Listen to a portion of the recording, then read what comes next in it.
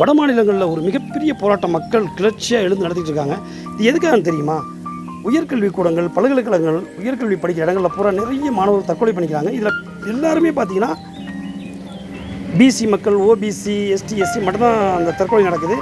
மற்ற அந்த பிராமண வகுப்புக்கு யாருக்குமே நடக்கிறதுக்கு என்ன காரணம் அப்படின்னு பார்த்தா சாதிய ஒடுக்குமுறைகள், இடஒதுக்கீடு சரியாக பின்பற்றப்படுறதில்லை. அதனால் இதுக்கு மேலே இந்த எல்லா கல்விக்கூடங்கள்லையும் ஒரு குழு அமைச்சு அந்த குழுவில் 50% மேலே ஓபிசி மக்கள் தான் இருக்கணும் அப்படின்னு சொல்லி போட்டு ஒரு அரசாங்கம் சட்டத்தை கொண்டு வந்திருக்கு. இந்த சட்டத்தை எதிர்த்து அவங்களே போராட வச்சுருக்கு இந்த பிராமண கூட்டம், பார்ப்பன கூட்டம். மண்டல் கமிஷனில் கூட இவங்களுக்கு ஆதரவான கருத்தை இவங்களே எதுக்கு அளவுக்கு பண்ணிச்சு, இப்பயும் அதே தான் செய்யுது. ஆனால் தமிழ்நாட்டில் இது எடுபடுறதில்ல. ஏன் தெரியுமா?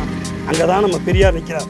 60 வருஷத்துக்கு முன்னாலேயே அனைவருக்கும் சம உரிமை, அனைவருக்கும் சமத்துவம், உனக்குள்ளது எல்லோருக்கும் வேண்டும் அப்படிங்கிற உரிமையை நிலைநாட்டி பகுத்தறிவு, அதாவது எந்த வகையிலும் ஒரு மனிதனை பிரெயின் வாஷ் பண்ண முடியாதுங்கிற அளவுக்கு தமிழ்நாடு தழைத்தோங்கி சிந்தனையில் செழித்ததால் தான் இன்று பொருளாதாரத்திலும் செழித்து மக்களுக்கு வழங்குகிறது.